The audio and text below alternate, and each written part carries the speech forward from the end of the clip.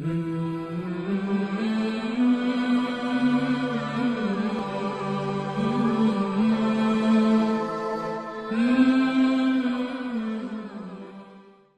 ورحمة الله وبركاته. الحمد لله رب العالمين، والصلاة والسلام على أشرف الأنبياء والمرسلين وعلى آله وأصحابه وأزواجه وذرياته وأهل بيته أجمعين. أما بعد، فقد قال الله تبارك وتعالى في القرآن المجيد والفرقان الحميد: فأعوذ بالله من الشيطان الرجيم، بسم الله الرحمن الرحيم. يا أيها الذين آمنوا كتب عليكم الصيام كما كتب على الذين من قبلكم لعلكم تتقون. وقال الله تعالى: شهر رمضان الذي أنزل فيه القرآن هدى للناس وبينات من الهدى والفرقان، فمن شهد منكم الشهر فليصمه، أو إلى آخر. صدق الله المولانا العظيم، وصدق رسوله النبي الكريم، ونحن على ذلك من الشاهدين والشاكرين، والحمد لله رب العالمین. محترم حاضرین کرام، معزز بزرگوں اور میرے دینی بھائیوں، ہم سب مل کر وجہ تخلیق کائنات سرور کون و مکان تاجدار مدینہ خاتم النبیین سید المرسلین شفیع المذنبین صلی اللہ علیہ وسلم کی خدمت میں ایک مرتبہ درود شریف پڑھتے چلے: اللہم صلی علی سیدنا شفیعنا وحبیبنا ونبینا ومولانا محمد وبارک وسلم. اللہ تبارک و تعالی نے قرآن مجید و فرقان حمید کو ہم تمام کی ہدایت کے لیے نازل فرمایا. میرے اور آپ کے آقا حضور پر نور صلی اللہ علیہ وسلم کو رب العالمین نے رحمت للعالمین بنا کر مبعوث فرمایا. ہم اور آپ جانتے ہیں کہ ہم ایک ایسے عظیم الشان مہینے میں داخل ہو چکے ہیں جس کو اللہ تبارک و تعالی نے رمضان المبارک کا نام دیا ہے. رمضان المبارک کا مہینہ جیسے ہی آتا ہے، اللہ کے وہ بندے خوشی سے سرشار ہو جاتے ہیں. اللہ کے بندے اللہ کے حضور میں اپنی عبادتوں کو پیش کرنے کی کوشش میں لگے ہوئے رہتے ہیں.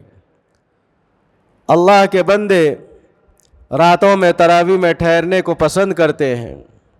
اللہ کے بندے تہجد میں اٹھنا اور سحری کھانا، اللہ کی عبادتوں کو کرنا ان کے لیے آسان ہو جاتا ہے. اللہ کے بندے وہ ہیں جو فرائض کو وقت مقررہ پر ادا کرنے والے ہوتے ہیں. اللہ کے بندے وہ ہیں جو اللہ تبارک و تعالیٰ کو راضی کرنے کے لیے ایک ایک عمل کے اندر اپنی نیتوں میں اخلاص پیدا کرتے ہیں. چنانچہ یہ مہینہ رمضان المبارک کا عظیم الشان مہینہ ہے. 2 ہجری میں رمضان المبارک کے روزے فرض اللہ کی طرف سے ہوئے. اس کے بعد سے لے کر آج تک عالم اسلام کے اندر جیسے ہی رمضان کا مہینہ آتا، صحابہ اکرام رضوان اللہ تعالی علیہ مجمعین کا دور ہو یا خیر القرون کا دور ہو، تابعین تابعین عظام کا دور ہو، اللہ والوں کے دور ہو، یا اس وقت کا دور ہو یا قیامت تک کے آنے والا دور ہو، ہر دور کے اندر اللہ تبارک و تعالی کہ اس رمضان کے مبارک روزے اللہ کے بندے رکھتے رہیں گے اور یہ سلسلہ چلتا رہے گا.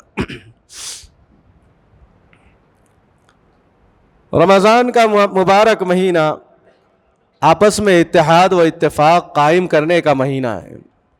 رمضان کا مبارک مہینہ اللہ کی رسی کو مضبوطی سے تھامنے والا مہینہ ہے. اور رمضان المبارک کا یہ عظیم مہینہ ایک دوسرے کی خبر گیری کرنے کا مہینہ ہے. رمضان کا مہینہ मौसम नेकियों का मौसम बहार का महीना है, रमज़ान का मुबारक महीना अल्लाह तबारक व ताला का क़ुर्ब हासिल करने का महीना है।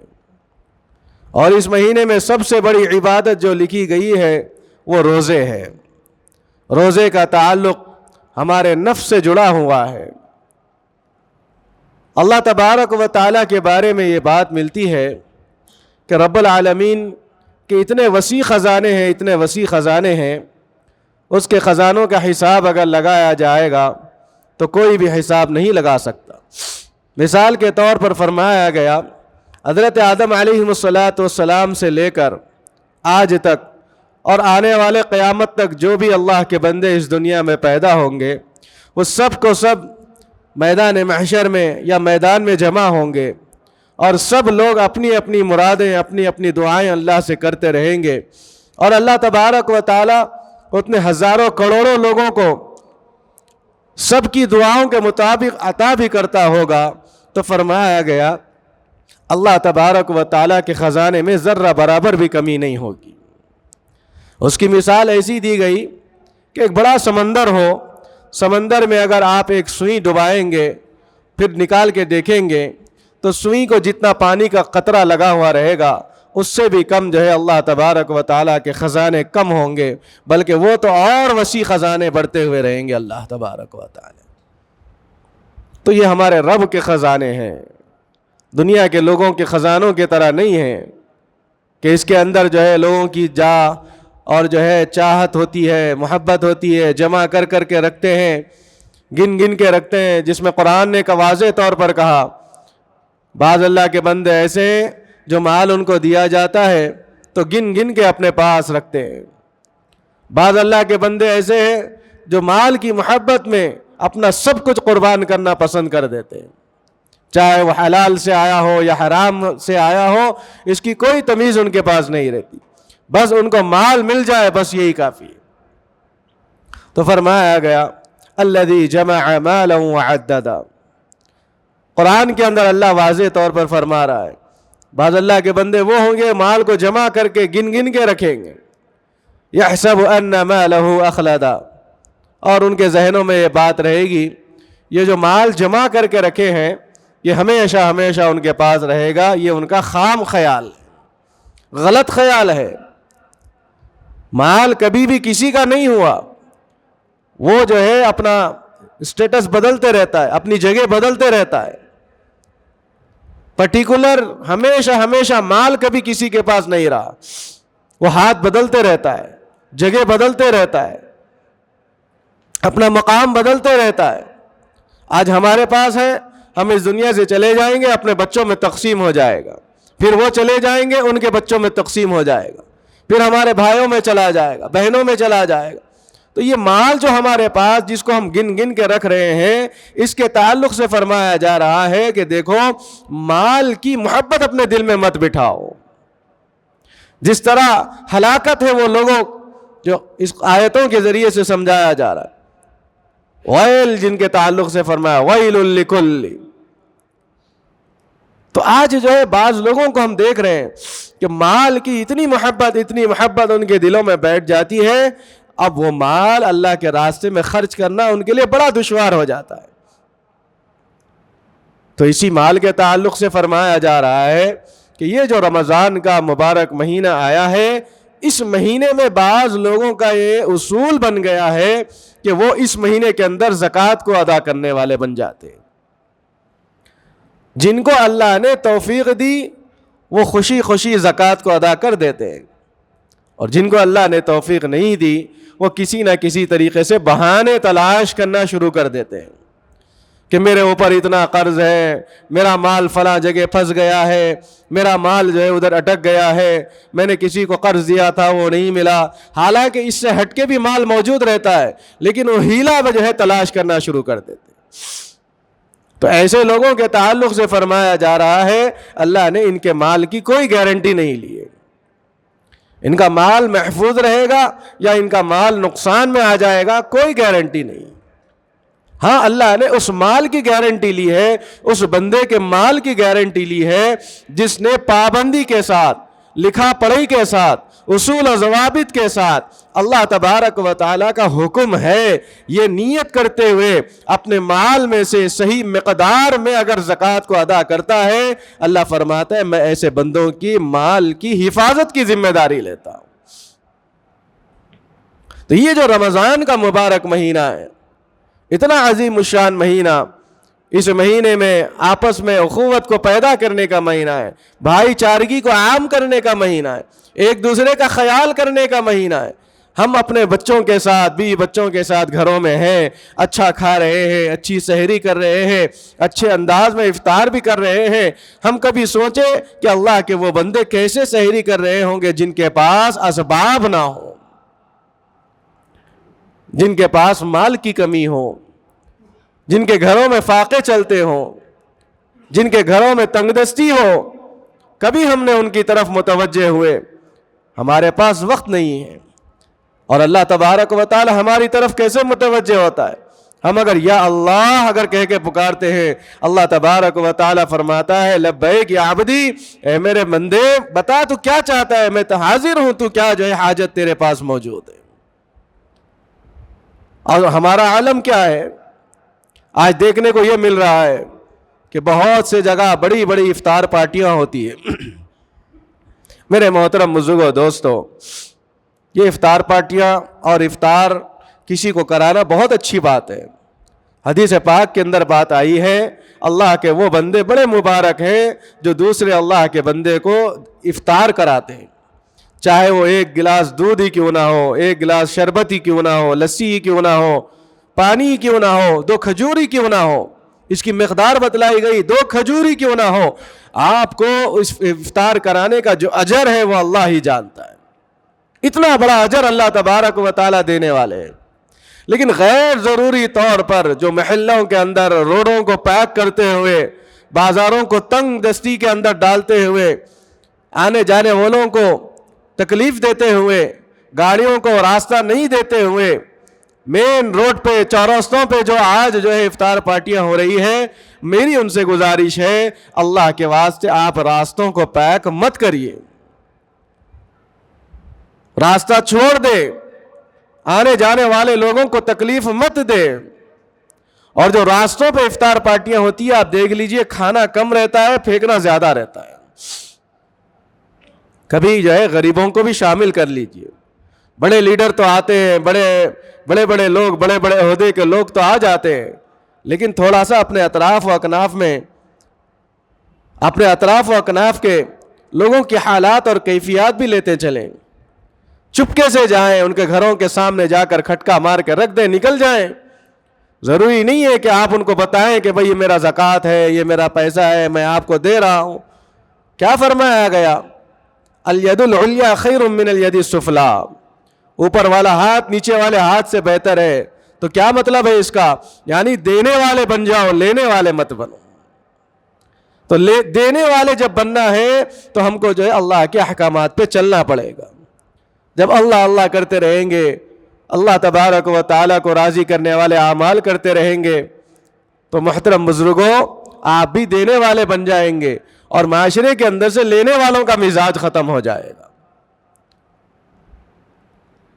تو بہت سے جگہ یہ حالات دیکھنے کو مل رہے ہیں، بازاروں میں، روڈ کے درمیان میں، چورستوں پہ، بالکل شام کا وقت ایسا ہوتا ہے، ہر کوئی افطاری کی تیاری میں رہتا ہے، ہر کوئی گھر جلدی پہنچنے کی فکر میں رہتا ہے۔ ہمارے دوسرے برادران وطن کو راستہ نہیں ملنے پر دشواریاں ہوتی ہے، کہیں ان کے ذہن دلوں میں خیال نہ آ جائے کہ مسلمان تو جو ہے راستہ روکنے والے ہیں، مسلمان فلاں تکلیف دینے والے ہیں۔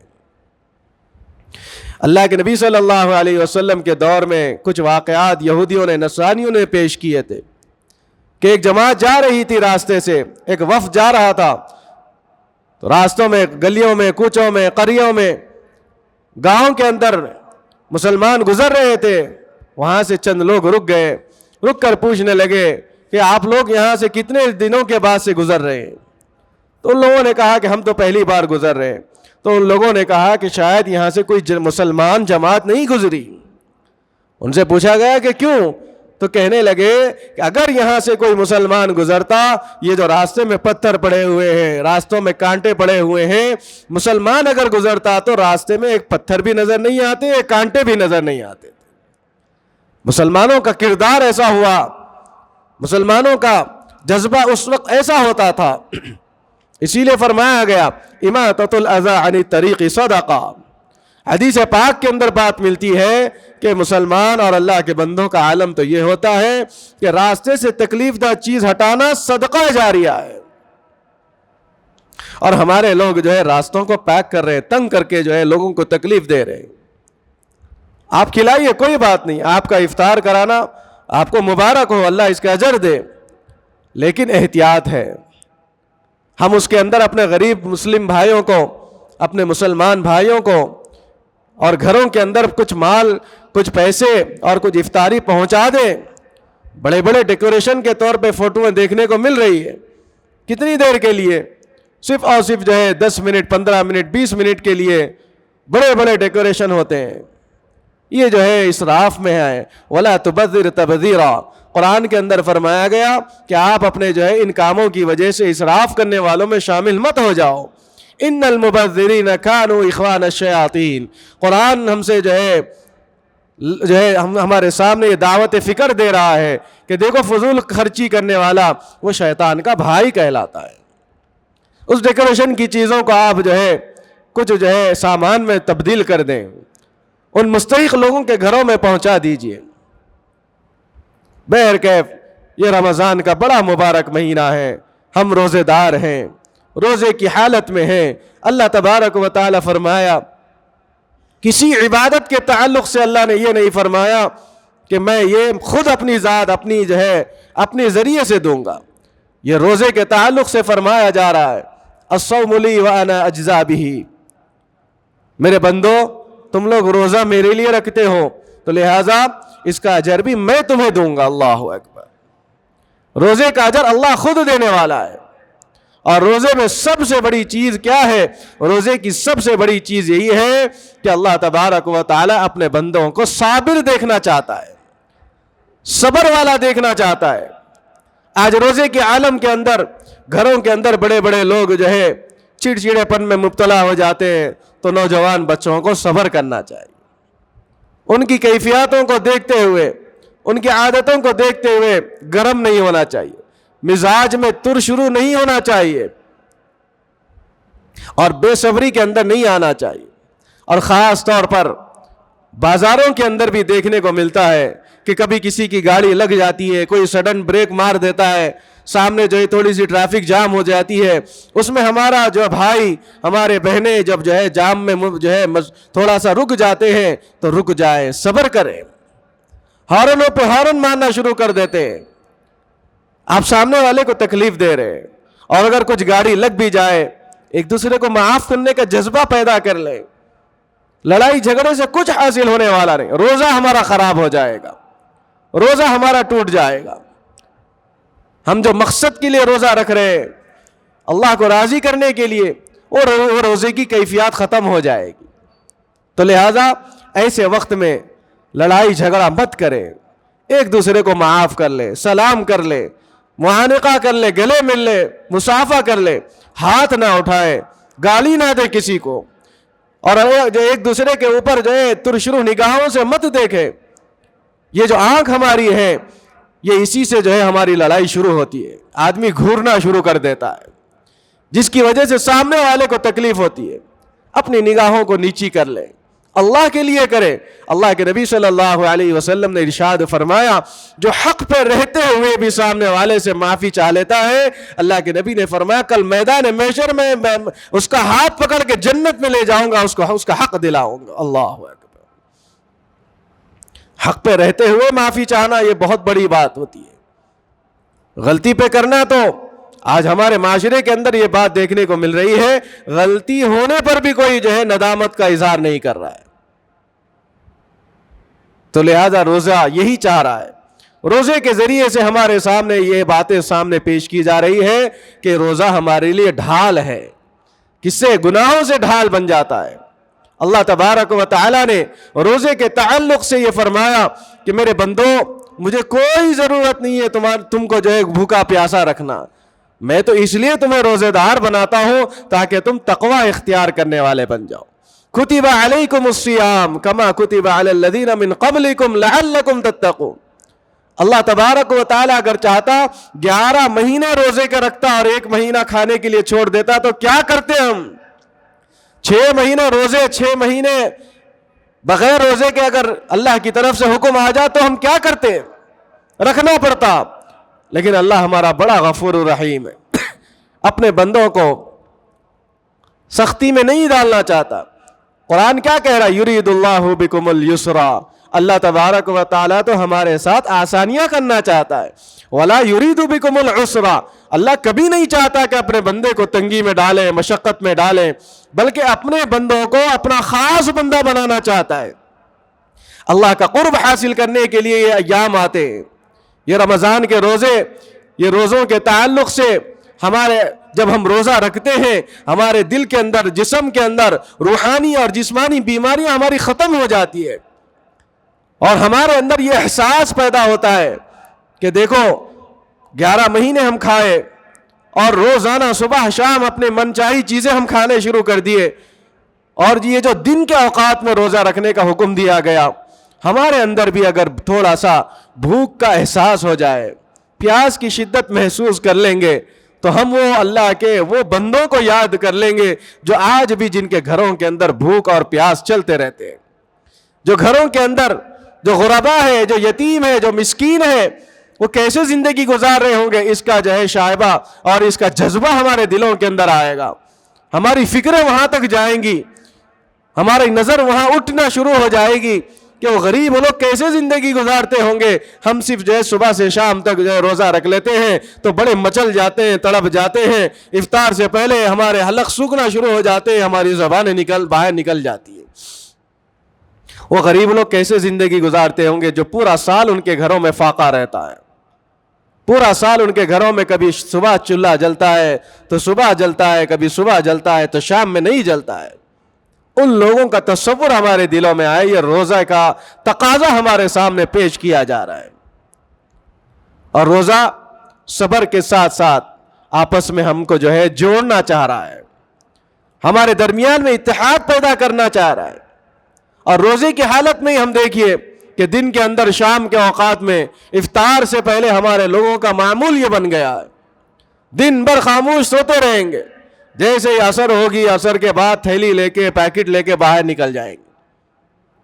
یہ وقت تو اللہ تبارک و تعالیٰ فرماتا ہے کہ یہ وقت تو ایسا عظیم الشان وقت ہے، اس وقت کے تعلق سے فرمایا جا رہا ہے روزہ افطار سے پہلے کا جو وقت ہے اس وقت کو ایک لمحہ بھی ضائع کیے بغیر بندہ نہیں بیٹھنا چاہیے، اللہ کا ذکر کرتے رہنا چاہیے، اللہ کے سامنے دعائیں کرتے رہنا چاہیے، اللہ کے سامنے گڑ گڑانے کا وقت ہے، اللہ کے سامنے معافی تلافی کرنے کا وقت ہے، اللہ کے سامنے اپنے گناہوں پر شرمندگی کا اظہار کرنے کا وقت ہے، اور اسی وقت کو ہم بازاروں میں لگا رہے ہیں، اسی وقت میں ہم جو ہے افطاری خریدنے میں لگا رہے ہیں، اور اسی وقت کو ہم جو ہے گھروں کے سودا سلف لانے میں ہم اپنے اوقات کو لگا رہے ہیں۔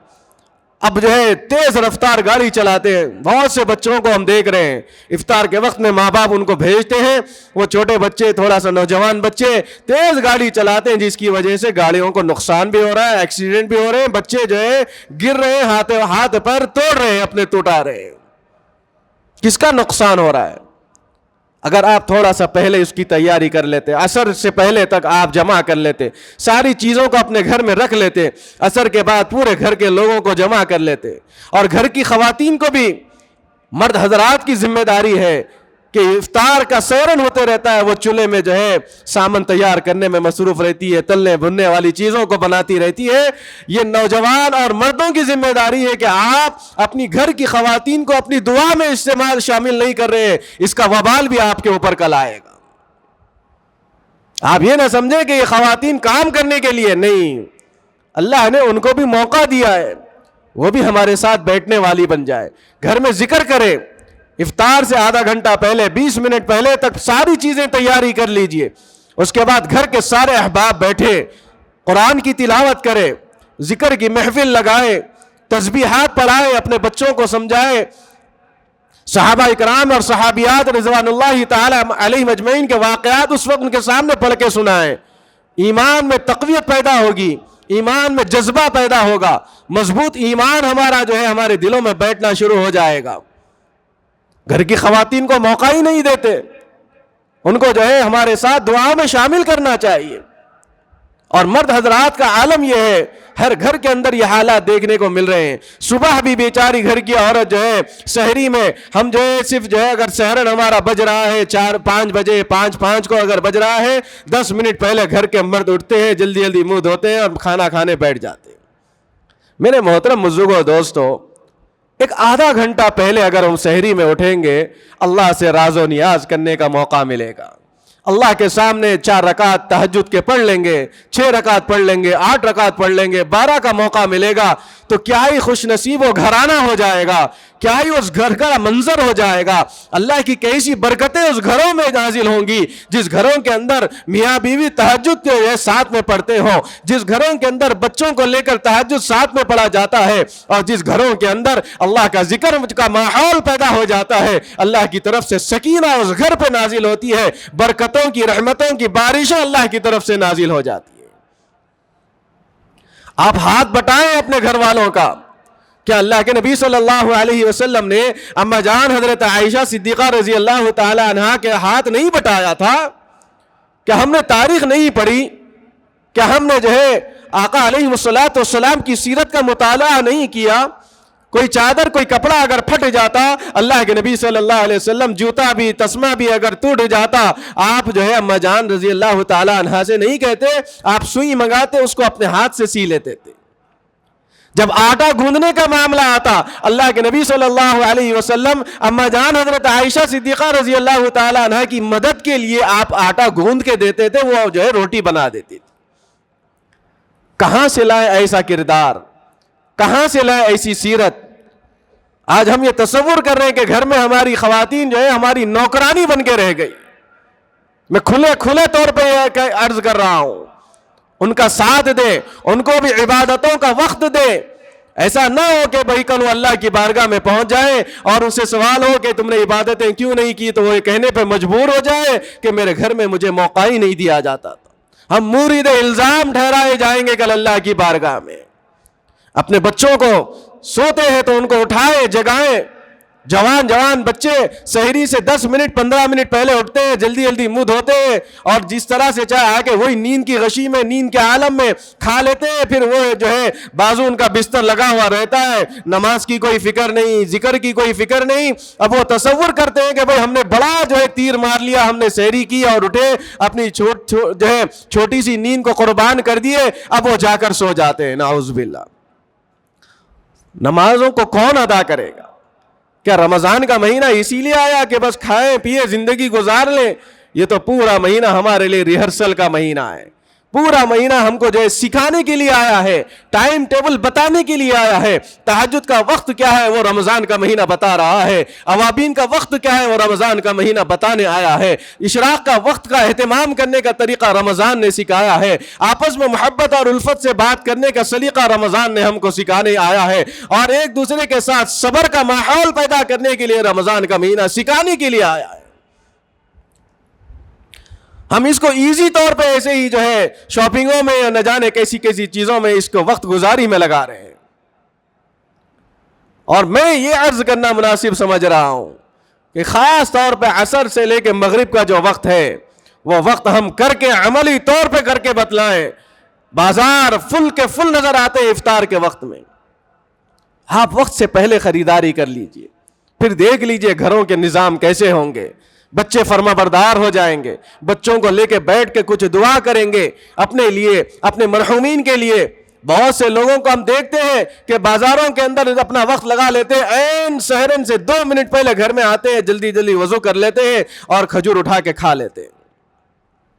آپ اس بات سے کیا تصور کرنا چاہ رہے ہیں کہ بھائی ہم بھوکے ہیں, اب کھانے کا وقت ہو گیا, بس کھانا شروع کر دے رہے. بھائی اس وقت ہم کو معلوم ہونا چاہیے کہ اللہ تبارک و تعالیٰ کی حضور میں دعا کرنا ہے, اے مالک الملک تیرا حکم تھا, کھانا ہمارے گھروں کے اندر پڑا ہوا تھا, ہماری نظروں کے سامنے پانی رکھا ہوا ہے, لیکن کسی کی مجال ہے کہ جب وقت مقررہ متعین کیا گیا اس سے پہلے ایک گھونٹ پانی بھی پینا ہمارے لیے جو ہے گوارا نہیں ہوتا. تو ایسے رمضان کا درس دینے والا مہینہ ہمارے سامنے آیا ہے, تو اس مہینے کو ہم غفلتوں میں گزار رہے ہیں.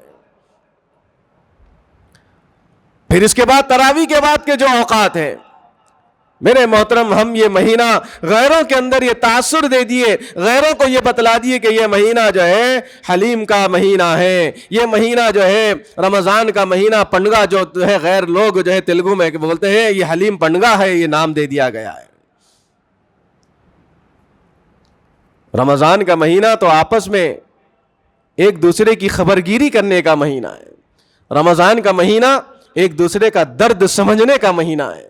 رمضان کا مہینہ روزے کے عالم میں ہم اس بھوک اور پیاس اور اسی شدت کو محسوس کرنے کا مہینہ ہے جو غریب اور یتیم اور جو ہے مساکین لوگ جو ہے سال بھر جو ہے ایسے ہی زندگی گزارتے ہیں. اپنے دلوں کو جھجوڑیں, اپنے ذہنوں کو تیار کر لیں, اپنی فکروں کے اندر یہ فکر پیدا کر لیں یہ اللہ کی طرف سے بڑا غنیمت والا مہینہ ہم کو دیا گیا ہے. اگر یہ مہینہ نہیں دیا جاتا ہمارا وجود زمین کے اوپر سے ختم ہو جاتا, ہم زمین کے اندر قبر میں چلے جاتے. آپ کو معلوم ہونا چاہیے کہ یہ مہینہ صدقہ خیرات کا مہینہ ہے, یہ مہینہ ایک دوسرے کی خبرگیری اور مدد کرنے کا مہینہ ہے.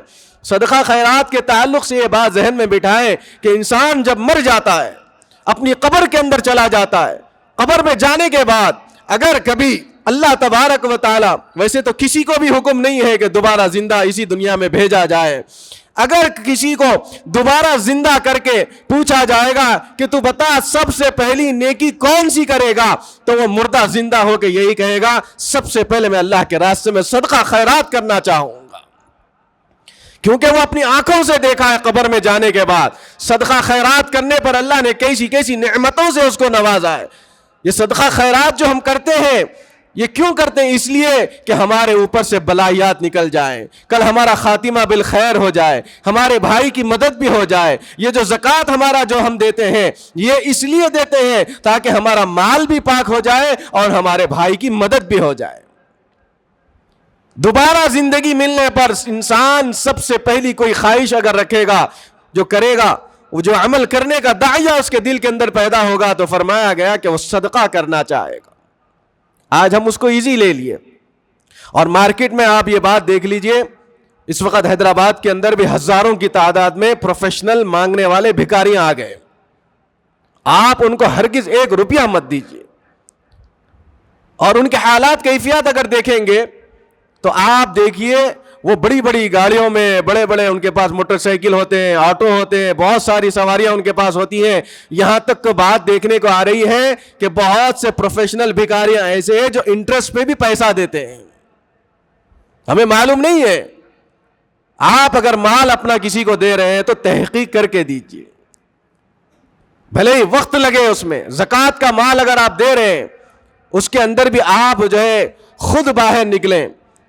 اور جو 8 لوگوں کا جو ذکر قرآن کے اندر کیا گیا, انما الصدقات للفقراء والمساکین والعاملین علیہا والمؤلفۃ قلوبہم وفی الرقاب والغارمین وفی سبیل اللہ وابن السبیل فریضۃ من اللہ. سب سے پہلے اپنے رشتہ داروں کا خیال کرنا, اس کے بعد غریبوں کا خیال کرنا, اس کے بعد ان لوگوں کا خیال کرنا جو بغیر کسی جرم کے جیل خانوں کے اندر قید کیے گئے, ان کی گردنوں کو چھڑانا. یہ بھی جو ہے بہت بڑا کام ہے میرے محترم بزرگوں. بہت سے ہمارے نوجوان آج بھی ایسے ہیں جن کے پاس 5,000 10,000 20,000 ضمانت دینے کے لیے پیسے نہیں ہونے کی وجہ سے سالوں سال سے, مہینوں سے آج بھی جیل خانوں میں سڑے ہوئے, بغیر کسی جرم کے وہ جو ہے جیل خانوں میں پڑے ہوئے. آپ اس مال کو وہاں بھی استعمال کر سکتے ہیں. والغارمین وفی سبیل اللہ, اللہ کے راستے میں جو لوگ کام کر رہے ہیں آپ ان کے لیے بھی اپنے مال کو دے سکتے ہیں. اور خاص طور پہ مدارس کا بھی خیال کر لیں. اور یہ بھی طے کیا گیا ہے کہ جن کے اوپر اللہ تبارک و تعالی نے قسم پرسی ڈال دی ہے، آزمائش کے دنوں میں رکھ دیا ہے، آپ ان کی تو بھی خبر گیری کر لیجئے کہ وہ کیسے جو ہے ہمارے ساتھ سحری میں شامل ہوں گے۔ ان کے پاس چھپکے سے دکھائے بغیر فرمایا گیا سیدھے ہاتھ اگر کوئی عمل کرتا ہے بائیں ہاتھ کو خبر نہ ہو۔ اور آج جو ہے 8-10 کلو ترکاری اور دوسرے سامانوں کو ایک پیکٹ میں پیک کر لیتے ہیں، اور 2-4 کلو آلو اور جو ہے 10 دیالو کا اس وقت دور چل رہا ہے۔ یہ دور اس وقت چل رہا ہے میرے محترم بزرگ۔ اگر ہم ایسے دکھاوے کے اعمال کریں گے تو کل اللہ کی بارگاہ میں وہ بندہ بھی ٹھہرے گا جس کے تعلق سے فرمایا جا رہا ہے بڑا امیر آدمی اللہ کے راستے میں روک لیا جائے گا، میدان محشر میں اس کا قدم ایک قدم بھی آگے نہیں بڑھے گا۔